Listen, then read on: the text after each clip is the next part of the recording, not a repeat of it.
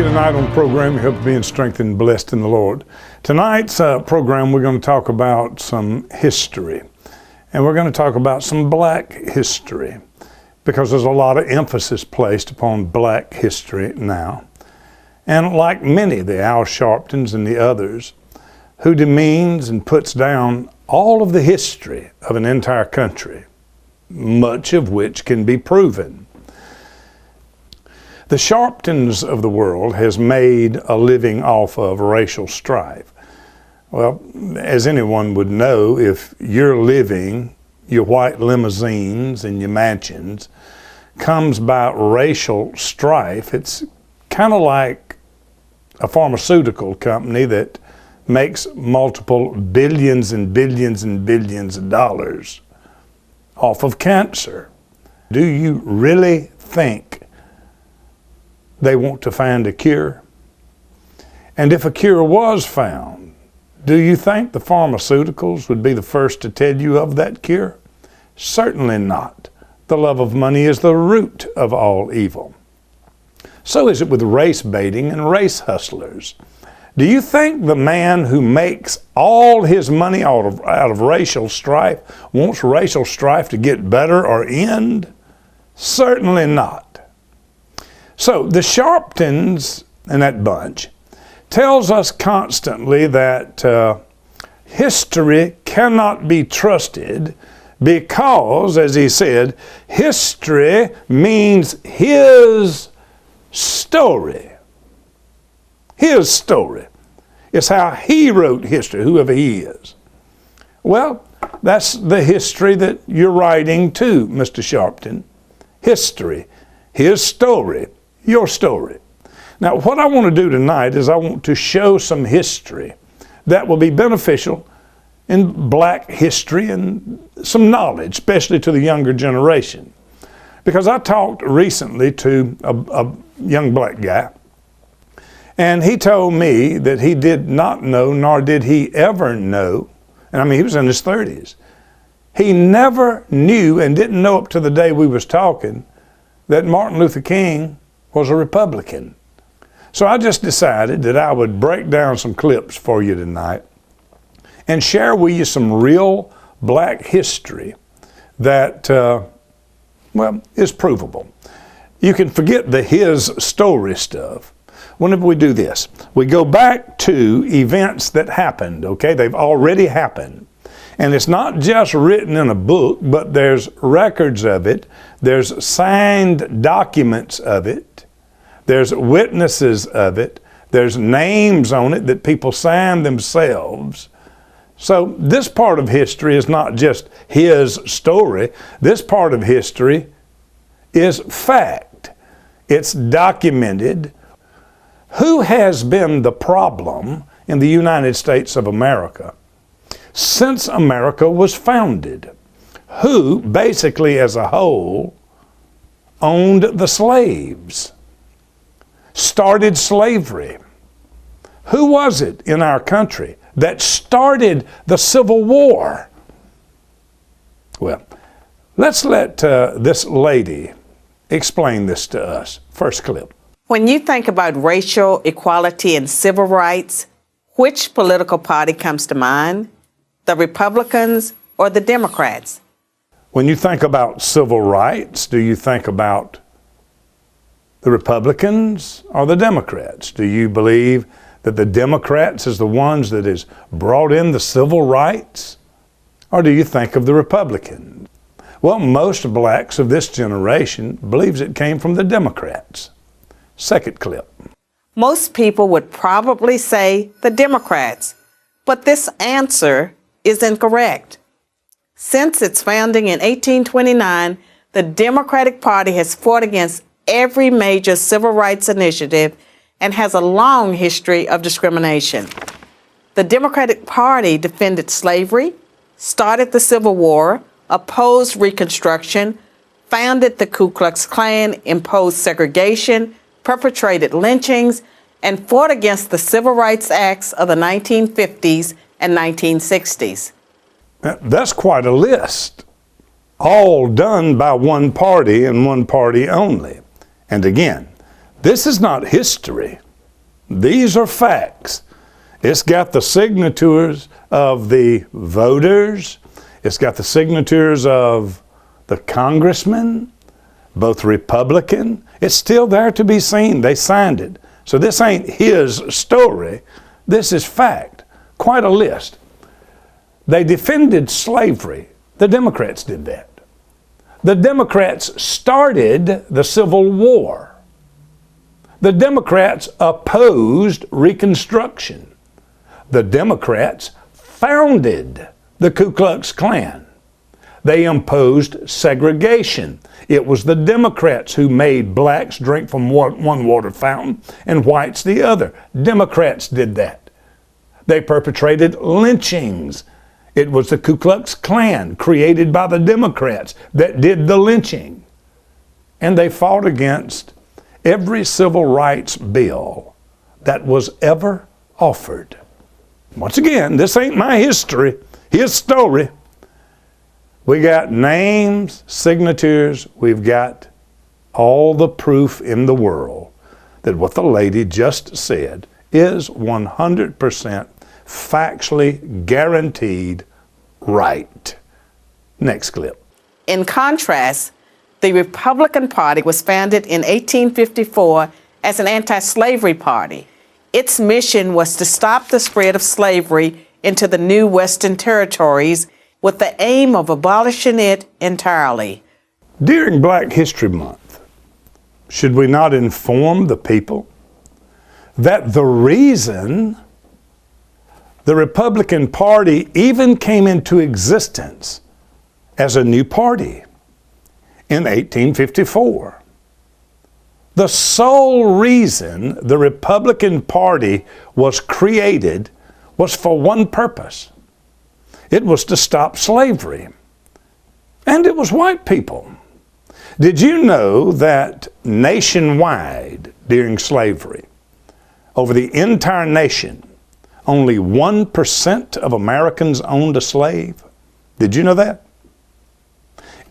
In the South, just in the South, 4%, which was made up of Democrats, owned slaves. But another piece of black history that you need to understand, there was what was called free blacks, and they was in the New Orleans, Louisiana area. Now, nationwide, 1% of Americans owned slaves. In the South, 4% owned slaves. In the New Orleans area, where the free blacks were, they owned 27% slaves. So if we talk about reparations, just who exactly should pay it? The Republican Party was a party created for one purpose only. It was to free the slave. Did you know that? Reckon why you black history, as Al says, you black his story. Reckon why they're not telling you these simple facts? And I wonder how it is that the entire black caucus in the Democratic Party is Louis Farrakhan's supporters. And they joined the party that lynched, burned, and killed the blacks. What's going on? If I got time tonight, I'm going to show you that, and it'll be just as clear as this. The next clip, please. This effort, however, was dealt a major blow by the Supreme Court in the 1857 case, Dred Scott versus Sandford. The court ruled that slaves aren't citizens, they're property. The 7 justices who voted in favor of slavery, all Democrats. The 2 justices who dissented, both Republicans. So this Republican Party move to free the slaves was shut down with this Supreme Court decision. And the Supreme Court separated, divided, and condoned slavery. Why was it shut down by the Supreme Court? This move of freedom? Because of the 9 justices that was on that Supreme Court in the 1800s. 7 of the 9 were Democrats. And all 7 of the Democrats voted that the black remain in slavery, while both the only 2 Republicans on the Supreme Court voted for it not to be so. Wonder why we hadn't been told this in black history? Next clip. The slavery question was, of course, ultimately resolved by a bloody civil war. The commander-in-chief during that war was the first Republican president, Abraham Lincoln, the man who freed the slaves. 6 days after the Confederate Army surrendered, John Wilkes Booth, a Democrat, assassinated President Lincoln. So the Republican Party that was founded in the 1800s for the sole purpose of ending slavery, once their first president got into office, the first Republican president got into office, he stopped slavery. In the mode to do that, it started a civil war, which lawfully ended slavery under the first Republican president.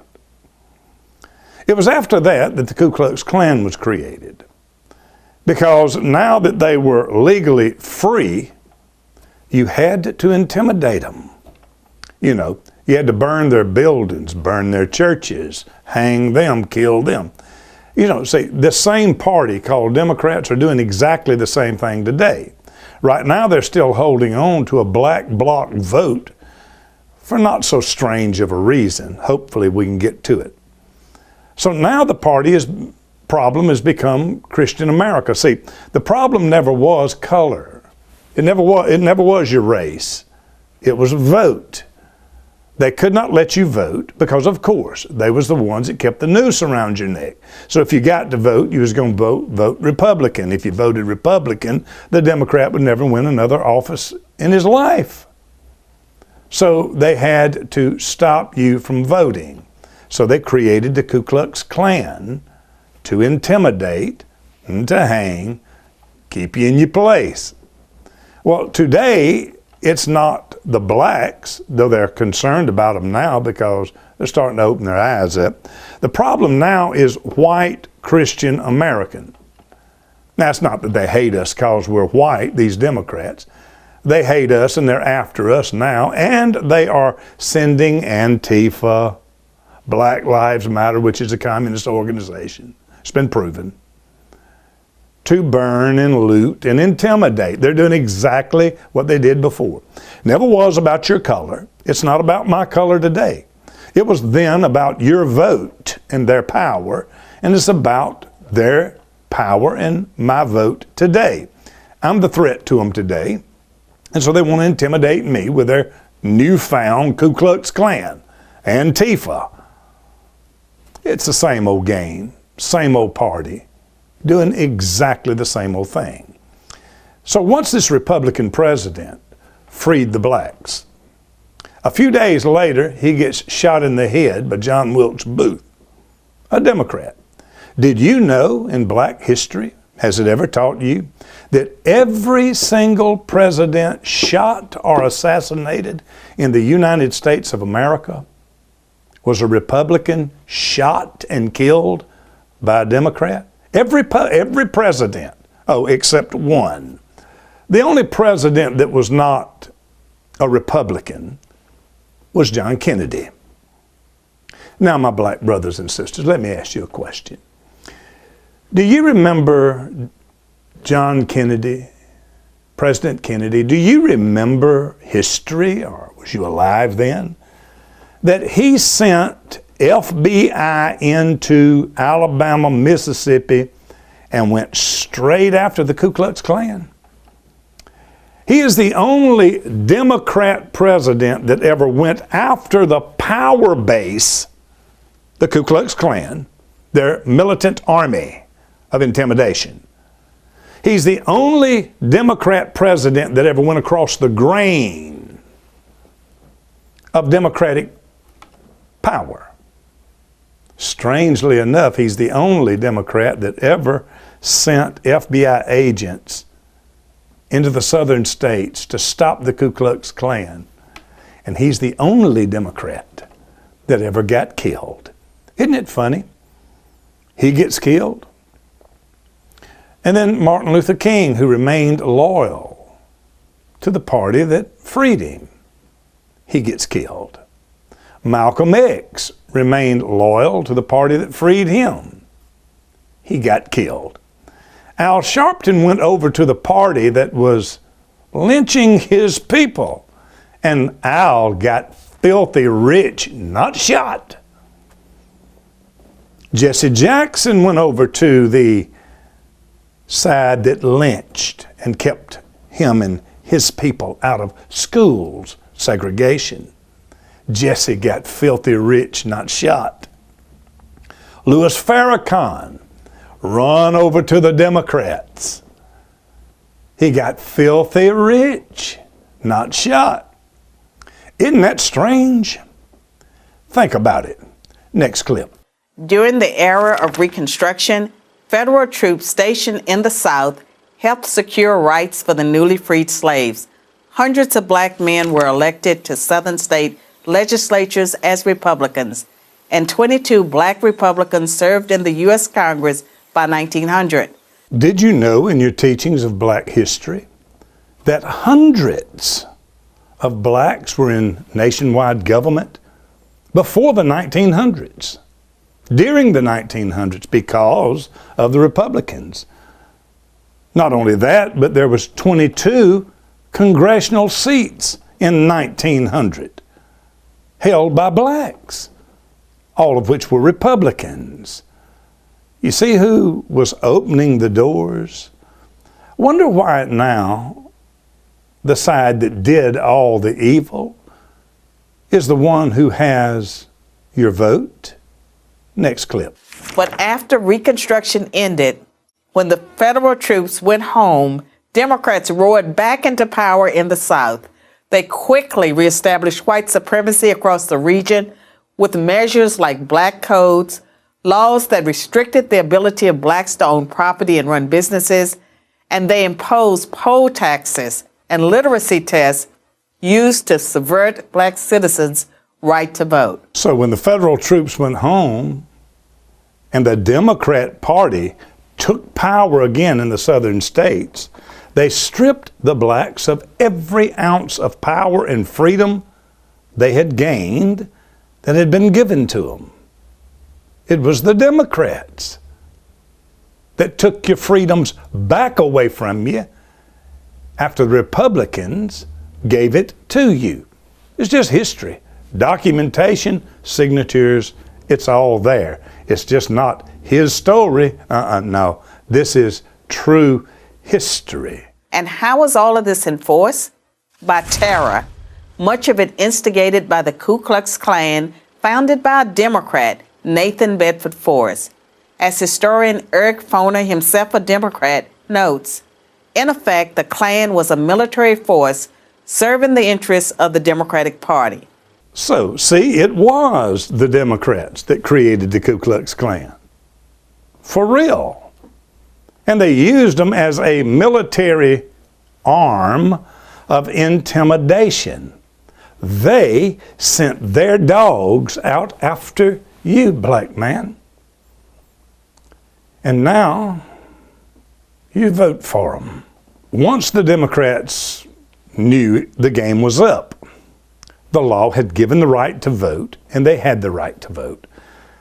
They then said, we got to get them to vote for us. But how will we get them to vote for us?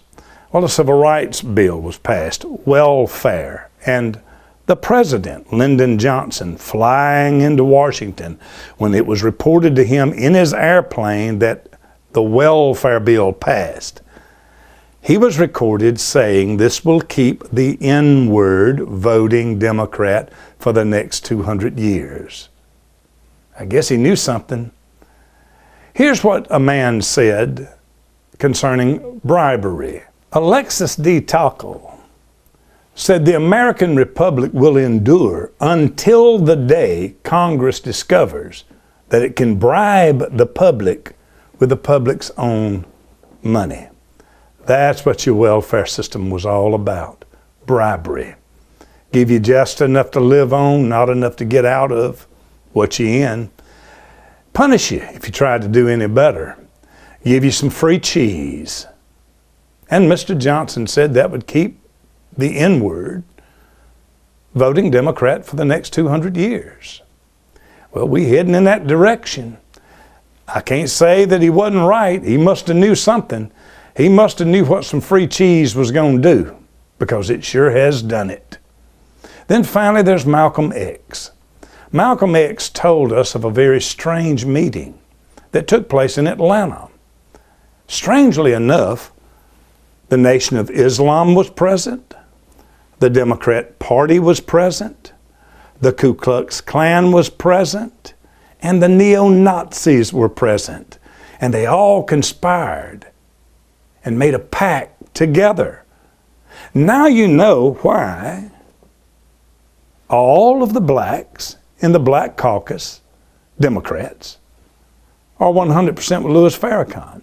Why nothing happened to the Jesse Jacksons and the Al Sharptons and the Louis Farrakhans?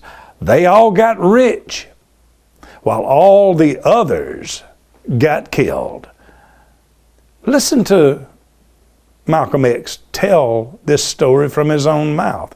And he knew it firsthand, and trust me, this is what got him killed. Tonight, I'll tell you why the black Muslim movement is now adopting the same tactics against black people as has been up to now the exclusive method of the Ku Klux Klan.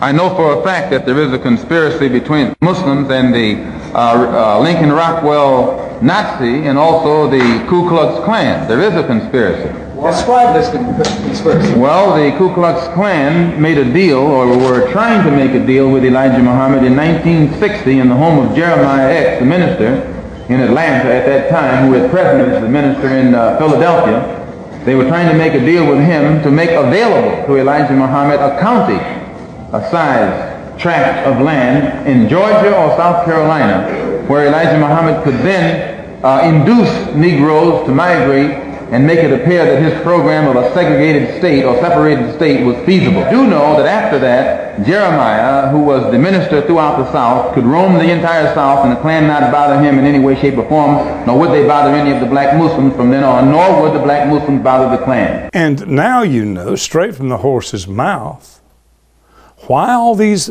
so-called black organizations for freedom is now with the people who done the lynching. Now you know why. The reason was that the Nation of Islam and the Democratic Party, the neo-Nazis and the Ku Klux Klan all wanted the same thing: segregation. That's why it's called the nation. Louis, he wants to be your king. And I promise you, when you get under his kingship in these southern states that was promised in the 60s to give to them so that they could segregate, I promise you your life will be real good with Louis as your ruler. Here's pictures of the neo-Nazis and the others that was at the meeting. At a Nation of Islam meeting, sitting there. They was give the front seats. Now, as I said, giving this information out is without question what got Malcolm X killed. And who killed him? Well, Malcolm's own people believes, and own family believes, Louis Farrakhan is the one that had it done. And in this speech that Mr. Farrakhan gave, leaves little room to doubt. What have you got to say about it? Did you teach Malcolm? Did you make Malcolm? Did you clean up Malcolm? Did you put Malcolm out before the world? Was Malcolm your traitor or was he ours? And if we dealt with him like a nation deals with a traitor, what the business is it of yours?